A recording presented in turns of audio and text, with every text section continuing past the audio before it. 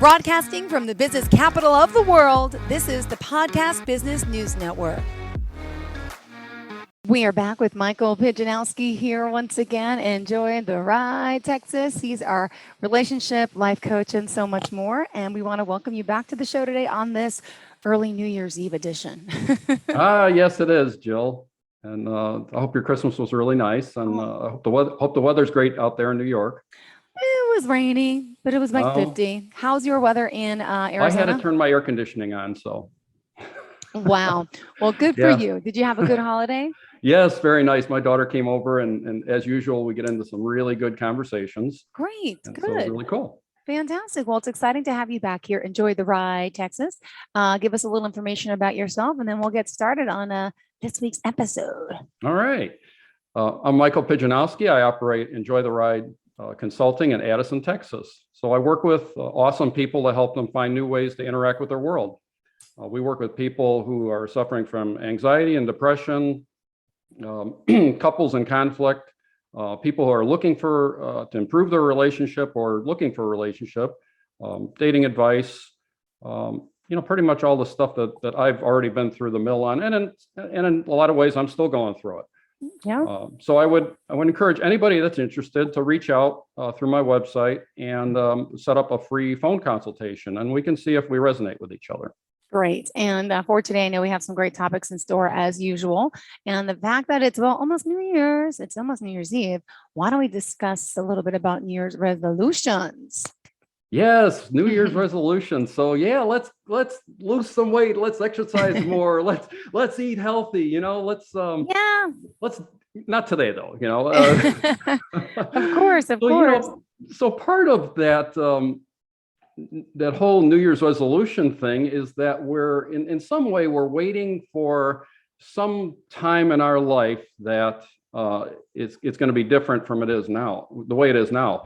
And one of the examples that I can give that's kind of a parallel to that is like retirement. So for years and years, I worked for an organization where I knew when I could retire, and so I just, and a lot of the people that I still know, and we just all knew when we were going to retire, and it was always about, when I retire, I'm going to do this. And, sometimes our whole lives can be geared towards, well, when I graduate, I'm going to be, and then when I get married, things are going to, and then it's just this whole thing. And we do. How many of us don't make it to retirement? We unfortunately pass away. There's other issues. Yes. You got to live life now. Yes. Now, Texas. Absolutely. Right now. Yes. It's all about now. And so, so I'm actually not really in favor of New Year's resolutions. And we'll get into some of the details about that.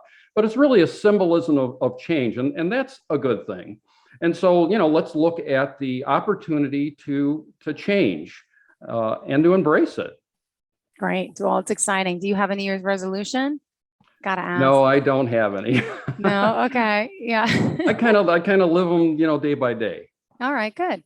My New Year's resolution is just to get organized. That's it. Pretty simple. I love my kids. Everything's going all right. But my house and getting rid of their clothes and extra things, I feel so cluttered mentally that I can't focus. Too many toys, too many clothes. It's just, so that's basic, but that's mine. Yeah. And that's. No. And that has a lot of ramifications in the rest of your life. As you become organized and you get rid of what's not needed, and you're just, so you don't have that within your vision. You're cleaning house, and you're cleaning house literally and mentally and spiritually as well, because all that stuff has served you well, and now it's time to go. It's like when you're 5 years old. You have these certain toys you play with. When you're 12 years old, those same toys don't really appeal to you. And so, it's just a time of moving on. Exactly. Yep. Exactly. So do you believe in making New Year's resolutions? What would you say to your clients out there? And, why do people even make them? Well, so people make them, and this is why on a grand scale, I really disagree with them. People make New Year's resolutions because something's not okay with their life now, the way it is. And there's nothing wrong with wanting to improve yourself, but especially when we're a month, if we were a month away from the New Year's and we're saying, I'm going to wait, I'm going to start that diet, or I'm going to exercise, and and we're putting all this stuff into the future of maybe, and we're actually reinforcing some of our failures by doing that in that fashion. So we really do it because we're trying to relieve some sort of pain in our lives. There's something about what's going on with us that's not okay, and we want to address that. And so really though, pain it's okay. It's a catalyst for change. It's actually one of the things that drives us forward. No pain, no gain. My grandma used to say that all the time. Yes. Well, too much pain's no good, but it's just trying to get, we're all trying to get ourselves out of that place of not feeling okay to feeling okay. And I just disagree with waiting until a specific time of the year to make this, make some grand changes. It's a great idea. It's embrace it for let's say it's a season of change, and that's good. You can embrace it from that point of view and just say, I'm going to look at things daily and see, who do I want to be today? Yeah, good point. All right. So let me ask you, everyone wants to make changes. We want to improve. Why do you think it's so hard? Is it our own fear? Is it our own guard we're putting up? Like, how does it work? Because we all want to change. And this is the time of year we talk about change and trying to do that, new something, because it's a new you, it's a new year, and we get all, So how come some of us make it, some of us don't? What are some of the keys to sticking with it? Well, we get hung up on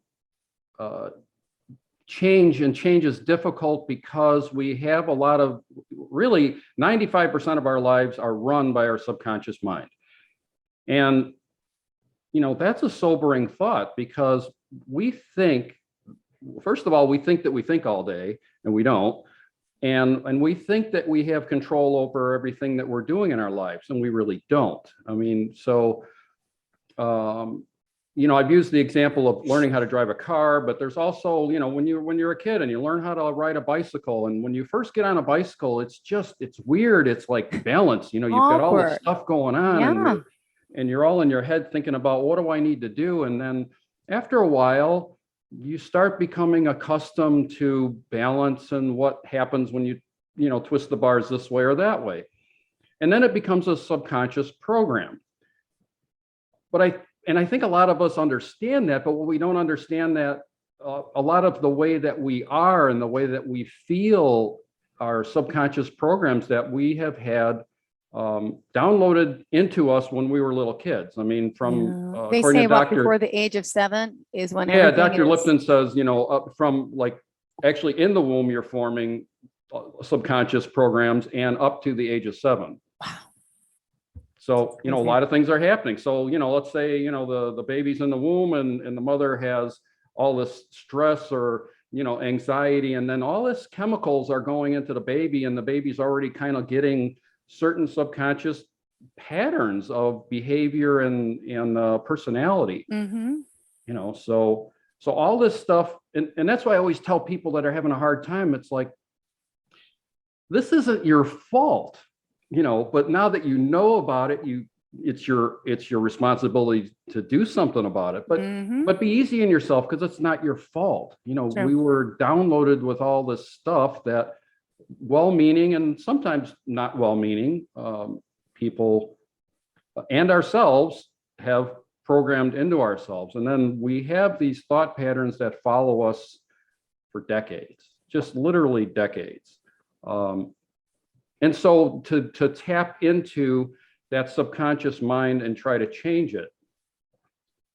And it's a difficult thing. It's certainly not impossible. It just takes, it just takes the right intention, first of all, and the right technique, if you will. So the conscious mind, just a little example of how much power we're talking about. The conscious mind can process information at about the rate of 40 bits per second, which is a lot of information. The subconscious mind can do 40 million bits per second. So it's so much more powerful. Wow. And, you think about, we're walking down the street, that's a subconscious program. We're driving our car, we're our handwriting. I went through this. This was really funny. I used to have horrible handwriting, and I really got a handle on the fact that it was my belief that I had horrible handwriting. Thank you to some of my elementary school teachers who helped reinforce that by writing messy on my paper and basically getting that in my head as a belief of like, this is who I am, this is what I do. And so I would, and this was probably only maybe a decade ago where I started like really saying, you know what, if I want to write good, I can write good. And so I would practice, and I noticed that when I got in a hurry, I go right back to messy. And so it's taken me a long time to get to the point where I look at my own handwriting and I like it. It's nice to look at, where it was really atrocious before. So that was a subconscious program. Okay. So all this stuff that we want to change is really riding around in our subconscious mind. And so to change that is actually too simple for some people. And we talked about this before, where it's the awareness of the behavior or pattern that you want to change, becoming aware of it and just noticing it without judging yourself as bad or wrong. It sounds way too simple to be effective, but I'm telling you, it works. It's just, it's noticing what you're doing. And then as you become aware, and the more that you are aware of these patterns start receding. So the other thing to do is we start building new habits. And so the new habits, so I would say that the old habits we want to observe. Okay. New habits we want to practice, like my handwriting or riding a bicycle, or, I spent hours, I was riding a bicycle. I was obsessed with a lot of things, but so I watched Evel Knievel when I was a kid, and I thought this is the coolest dude, and so I wanted to ride a wheelie on my bicycle. So I was on my 20-inch bicycle, and I went on this one street that was hardly ever used, and I practiced until I had blisters on my hands, and then I'd break them, I'd poke them and drain them, and I'd go back to do it again. And I did for hours, and I finally got really good at it. But it was a subconscious program that was being built to teach me how to control my body in that way. So, it's the body and the mind. That's all, they talk about the body mind, and that a lot of our memories are actually stored in our body, not in our brain. Got it. Wow, interesting. I want to see pictures of you doing these wheelies. Do they exist? Back then, do we have pictures? Do we have videos? No, right? I have videos wait a from my minute. childhood. Oh, come on. If he pulls out a picture of him on a bike, like doing No. This is not so. This was just kind of later in life. So I actually have my son. So this was a vintage motorcycle that I rebuilt. And oh my God. So I had my son take a picture of me. This was back in 2004. Hold it up one more time. Steadier. Hold on. Come on. Don't be shy. Wow. Look at you. So, oh my God. You could do that for how long? I wasn't on a motorcycle. I guess I wasn't brave enough to do it very long. Probably, 150 feet or something. And on the bike, can you still do these tricks? I haven't had a motorcycle. I was thinking about getting another one, maybe next year. But I think I'm getting a little older and wiser that, I don't want to, because I actually get hurt. That's dangerous. Yeah. I actually got hurt I was doing it on a 10-speed. I was actually able to do a wheelie on a 10-speed. I had like the ram horn bars. Oh my God. And I was riding down the street, going to my friend's house. And so my front tire was flat. And I thought, you know what, I could just ride on the rear wheel. And so I'm riding on the rear wheel, and I actually was able to turn a corner. And when I turned the corner, I had to put it down. And when I put it down, the front tire, since it was flat, peeled right off, and the bike slid out, and I slid on my bare chest on the asphalt. So that's a painful memory. So yeah, you're like, maybe I don't need to do that. Subconscious programs, Wow. Look at you discovering the many talents of Michael Pijanowski today. Who knew? Wow. Was that like a possible career path for you? Did you want to get into like stunt driving and stuff, or just no, just more of a fun hobby activity? Yeah, just fun. I never got into racing per se. My brother and I had dirt bikes, and we used to race with each other, but I never really had the urge to go, to go that route, I guess. Yeah, I had a Honda 50, a little little baby Oh, Honda. My brother had the so Suzuki cool. 250, and I was like, Yeah. I didn't do no like stunts, but I like the little bike. And believe it or not, my father has been in the garage, and 2 years ago they took it out and they gave it to his friend to restore it for his son. But that little Honda 50 was so cool, man. Yeah. Yeah, and they're fun. I had one when I was, I don't know, in my 20s. I had. Yeah, well, now my son, who's 6, wants one. So we take him to the store. He looks at it. I said, learn to ride a bike first. You got to Yes, that's balance. I very mean, that's kind of important. important. But then now they make them with like these trike things. So a kid could ride a little dirt bike like that. Oh, yeah, yeah. Yeah. So I'm like, well, let's learn, give them incentive to learn how to ride. And then maybe we'll get a bike. Oh, interesting. I love how we digress. Sometimes it happens. So where were we? We were Yes. talking New Year's, changes, habits, law of attraction. Yes. What's next? I forget. Yeah. So law of attraction. So, so when we want to change something, law of attraction always kind of comes up because it's like, what is it in my experience that I do want? And really, what does that look like? And so really from a law of attraction perspective, it's all about what we think and how we feel about ourselves. We are projecting what we want, whether we like it or not, or whether you believe in any of this stuff or not. What we think and what we believe is and that energy that we have within us is really changing, or not changing. It's producing our life experience the way it is, and we're storing all these emotions, and we want to, we want to feel different than we do. I have another digression for you. This is Go good. ahead. This has Let's happened this digress. morning. I'll tell you We're my just going to talent. digress like crazy.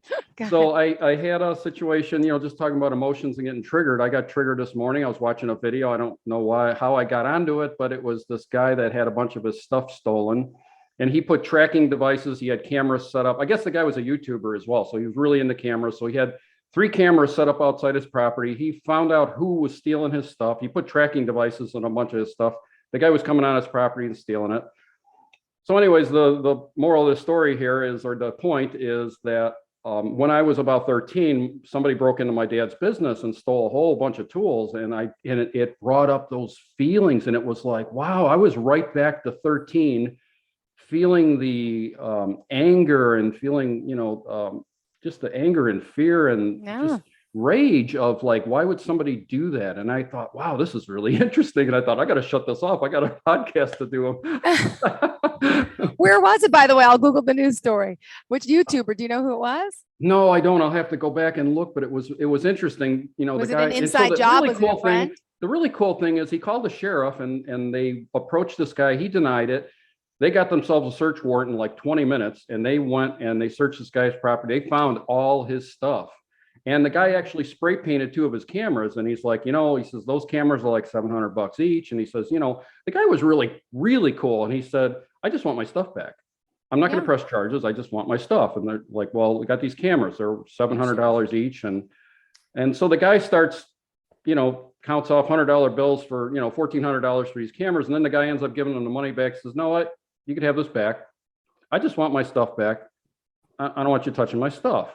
And even the police are like, wow, this is like a breath of fresh air. This guy didn't want vengeance. He was just like, and he had the same thing happen to him when he was a kid. So it was interesting and then I felt that energy, and it was like, wow, it came back up. And so now this is my opportunity to allow that emotion to be, and to let it exit, let it get it out of my body, Yeah. Wow. And so, law of attraction is like, back to that. It's really, what we feel, and if we're feeling victimized, we're going to be victimized. I mean, when we're feeling, and we talked about affirmations. Oh, I got another really good one for affirmations. This is super cool. I just started using it. So you record your affirmations in your, and I have an iPhone, so I record it in my voice memos. So there's an app you can download called VLC. And so when you record your voice recording, you can share it to VLC, the app VLC. Then you open. Does it look like a traffic cone? Like a what? Yeah. Like a VLC. Yeah. I convert my MOVs to VLCs. They look like little traffic cones. Yeah, traffic cone. Yes. Yeah. Okay. Cool. Okay.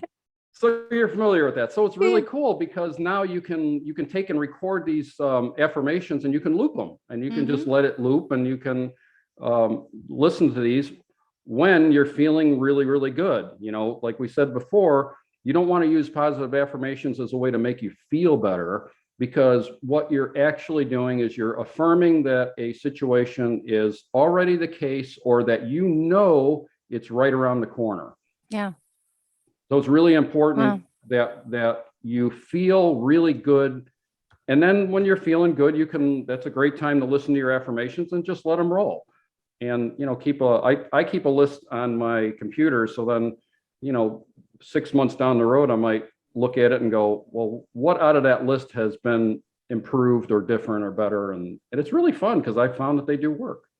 Interesting. All right. Thank you. I like VLC. It's easier to transfer because I'm like into video editing for work and stuff. So the VLC I think works better than the Windows Media Player and even MOVs, but that's just a personal note. All right, cool. So, I mean, I know you're not a big believer technically in New Year's resolutions, right? But we all want to change. Hence, part of your job is helping people change to get there.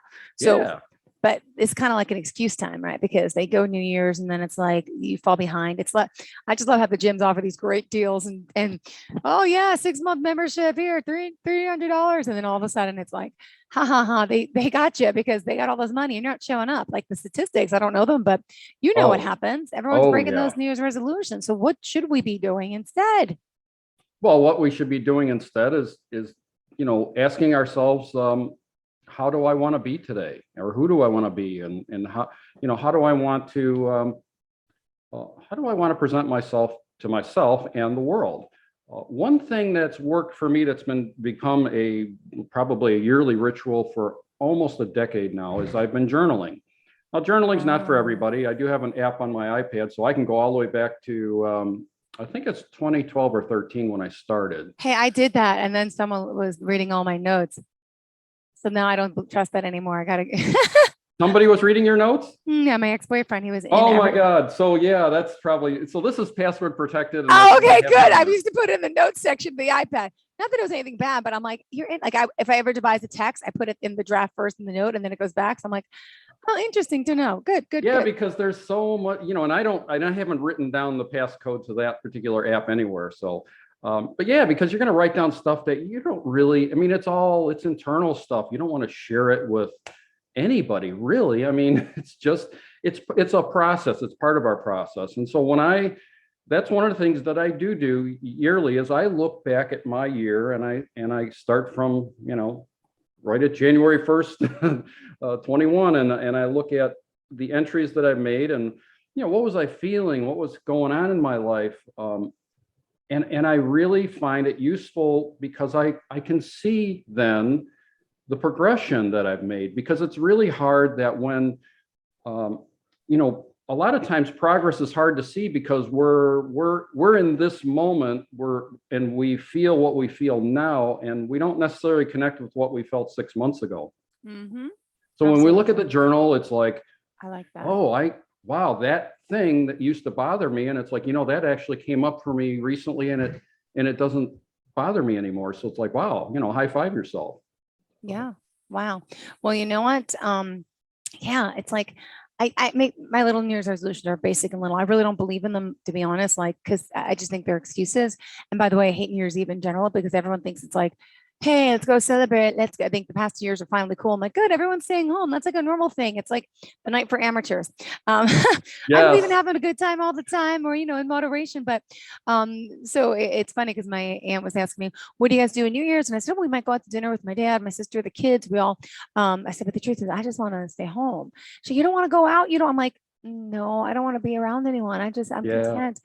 And then, well, it's because it all depends where your mindset is, right? If she's not happy in her relationship, something's going through divorce, it's like she wants to go out. Everyone's got their own mindset of what, and it's a hard time for a lot of people during the holidays, especially those dealing with just bringing it back to you, relationships and all, because, you feel lonely, you feel like you got to go out, you got to have a good time, and if you're home alone, you feel lonely and, you'll cry. Yeah.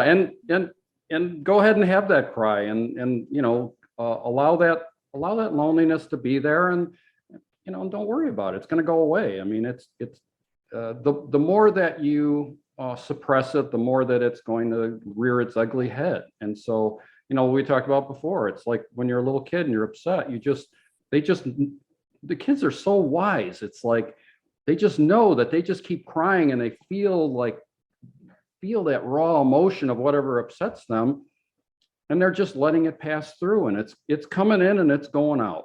Got it. And Yeah, we can learn a lot of lessons from our little kids. we sure can. So I'm glad you had a good holiday. What do you do for New Year's? What about those that are single and lonely? What do you recommend? Oh, I don't know. That's a, Because there's so no I've never been, single parties anymore. It's not yeah, like so this. I'm not an advocate. I've never really been an advocate of going out on New Year's Eve. However, since I've been in the dance community, I am going out New Year's Eve because there's a whole bunch of my dance friends that are going to a place actually in Irving. And so we're going to have a really good time because we're going to be amongst friends and, we go out dancing. But What's the other name than of it? that, it's called Southern Junction. Okay, I don't cool. think it's been there that long Okay. because they've got another location out in Royce City. So this one's, I don't think it's been around more than 3 years. Okay. Just curious. Not Yeah, that I know, and so but and they got a huge dance floor. They're gonna have a live Mhm. band, which we already know is they've been there many times. They're very danceable, and so Awesome. yeah, it's gonna be a nice night out. But other than that, I wouldn't go out on New Year's Eve unless it was a situation like that. Yeah, and I'm in, New York, and now the whole restriction, how they cut back the ball drop. Not that anyone wants to be in New York City while the ball drops, but it's something that people choose to do. But Yeah. they've cut that back, and with COVID, with the restrictions, it's been, gosh, I'm hoping though for New Year, this COVID stuff slows down. Do you mind me asking, do you see COVID affecting relationships and clients? I mean, Oh, would it? yeah. Yeah. I mean, it's, because now you've got people who are on two ends of the spectrum as far as what they believe about it. Yeah, that causes a lot of friction. I mean, it causes a lot of friction between friends and Yeah, family and, absolutely does. oh my gosh, I mean, it's all because you believe one thing and I believe another. Uh-huh. Yeah. And instead of respecting those beliefs, we get angry Oh, everyone and tries to put the view, get vaccinated, don't get vaccinated. It becomes an argument. My God, I know.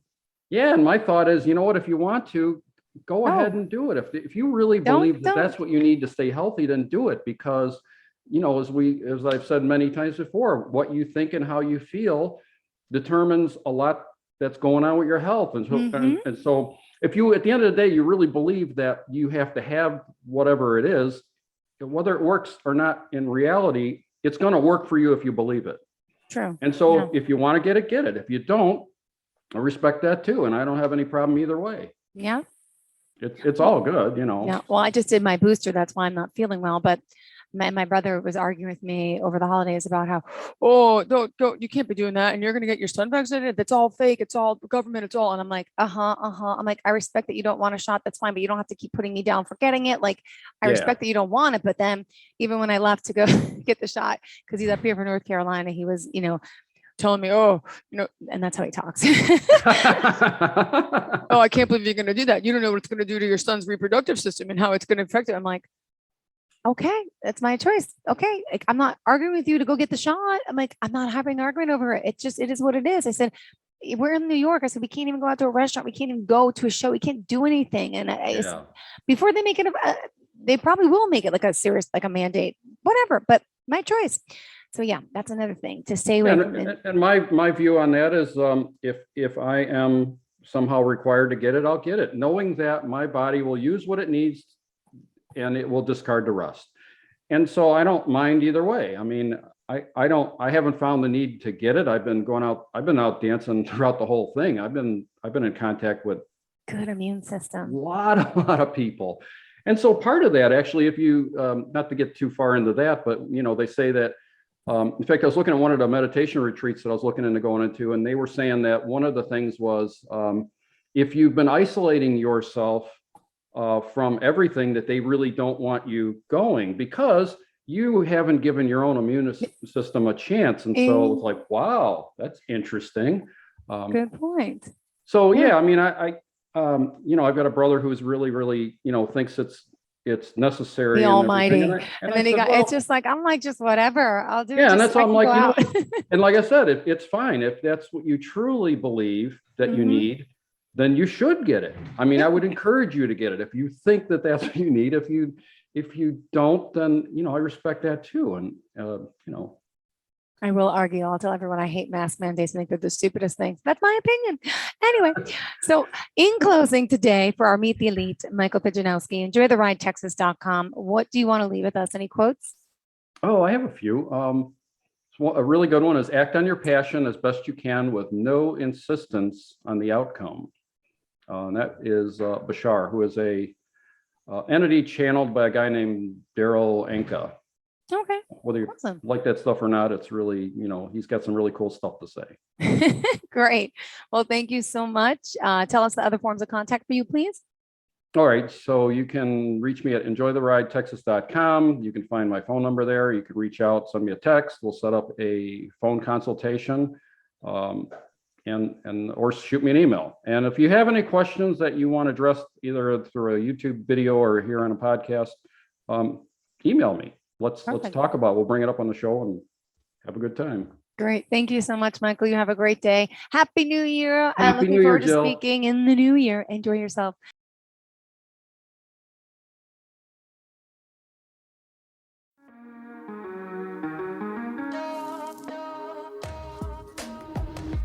Broadcasting from the business capital of the world, this is the Podcast Business News Network.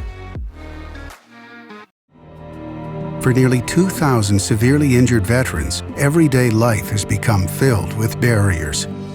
Day-to-day simple tasks can become pretty daunting. I have to carry my chair up 2 flights of steps or have somebody do it for me. What scares me the most is just the falling. When I'm struggling with my house, I think, to have that one great barrier just knocked down, it's crucial.